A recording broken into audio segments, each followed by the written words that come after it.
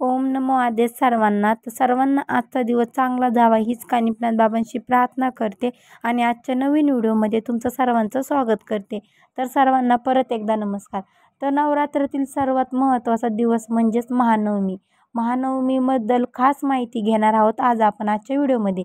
तर उद्या बुधवार महानवमी आहे आणि या दिवशी जर तुम्हाला एक खास फूल म्हणजेच गोकर्णाचं फूल जर सापडलं तर तुम्हाला त्याला अजिबात सोडायचं नाही, कारण हे फूल तुमच्या आयुष्यातील कठीणातील कठीण इच्छा पूर्ण करण्याची ताकद ठेवते.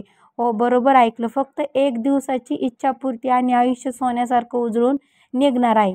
तर व्हिडिओ हा शेवटपर्यंत नक्की बघा आणि चॅनलवरती जर नवीन असाल तर चॅनलला पण सबस्क्राईब करा आणि बेल आयकॉन प्रेस करायला अजिबात विसरू नका.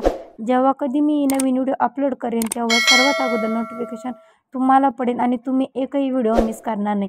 तर त्याचबद्दल नाही का, महानवमी म्हणजेच तर महानवमी हा दिवस देवी दुर्गेने महिषासुरासारखा राक्षसाचा नाश केला दिवस मानला जातो. तर हा दिवस विजयाचा, शक्तीचा आणि इच्छापूर्तीचा दिवस आहे.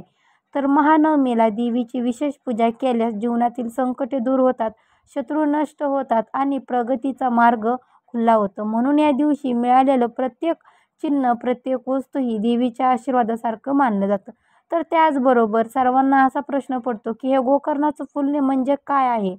तर गोखरू किंवा झुडपासारखी वनस्पती आहे. तर त्याला कठोरी फळ आणि लहान पिवळसर रंगाचे फुलं येतात. तर औषधामध्ये याचा वापर केला जातो, पण धर्मात त्याला खूप खास स्थान आहे.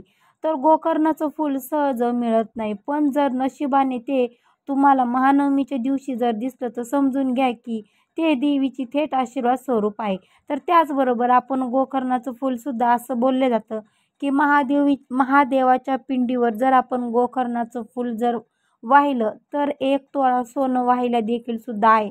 असं सुद्धा धार्मिक महत्त्व आहे गोकर्णाच्या फुलाला. तर त्याचबरोबर की बघा, ग्रंथ आणि लोकश्रद्धेनुसार या फुलाचं खूप महत्त्व सांगितलं गेलेलं आहे.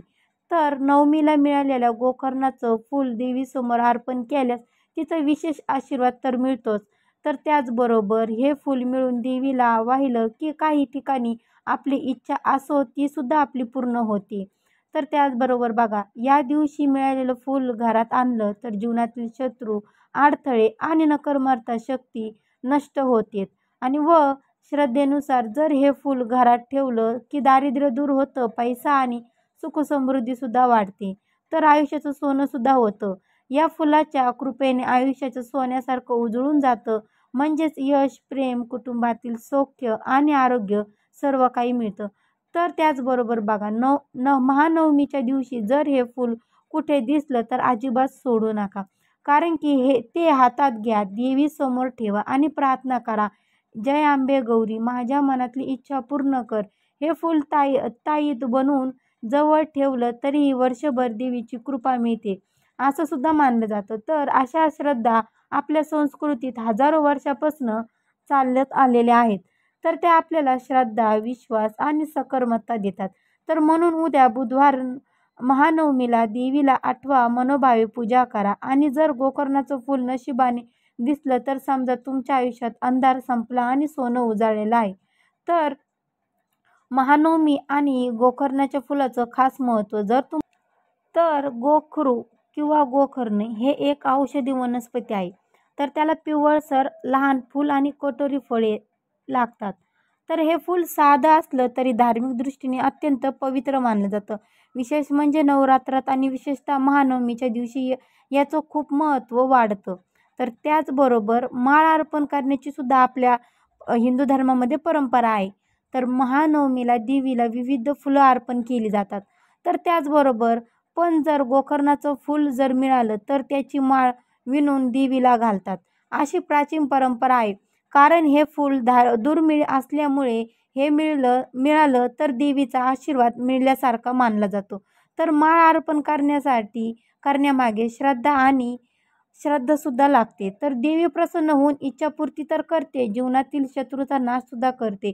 तर घरामध्ये सुख, समृद्धी आणि पैशाचं भाग्यसुद्धा खुलतं. तर आयुष्य सोन्यासारखं उजळून जातं. तर विशेष म्हणजे की बघा, जर नवमीला गोकर्णाचं फूल मिळालं आणि त्याची माळ देवीला घातली तर फक्त एका दिवसाचं तुमच्या मनातली इच्छा पूर्ण होते. त्यामुळे अनेक लोक आजही या फुलाला खूप पवित्र मानतात. तर महानवमीला गोकर्णाची माळ घालण्याची प्रथा आहे आणि त्याला खूप धार्मिक महत्त्व दिलं जातं. तर त्याचबरोबर गोकर्णीचं फूल साधं असलं तरी त्याचं धार्मिक अर्थ खूप मोठा आहे. म्हणूनच उद्या महानवमीला तुम्हाला हे फुलं घेऊन 9 फुलं घेऊन 9 ताराची तुम्हाला माळ तयार करायची आहे आणि तुम्ही मग घटाला किंवा तुमची जिथे कुठे दिवे असेल तर तुम्ही ती माळ तिथे अर्पण करू शकता आणि मनोभावेने प्रार्थना करा की देवी नक्की तुमच्यावर प्रसन्न होईल आणि तुम्हाला याचा छानसा आशीर्वादसुद्धा मिळेल. तर तुम्हाला हा हा व्हिडिओ आवडला असेल तर नक्की व्हिडिओला लाईक, कमेंट नक्की करा आणि चॅनलवरती जर नवीन असेल तर चॅनलला पण सबस्क्राईब करा आणि बेल आयकॉनला सुद्धा प्रेस करायला विसरू नका. तर सर्वांना धन्यवाद.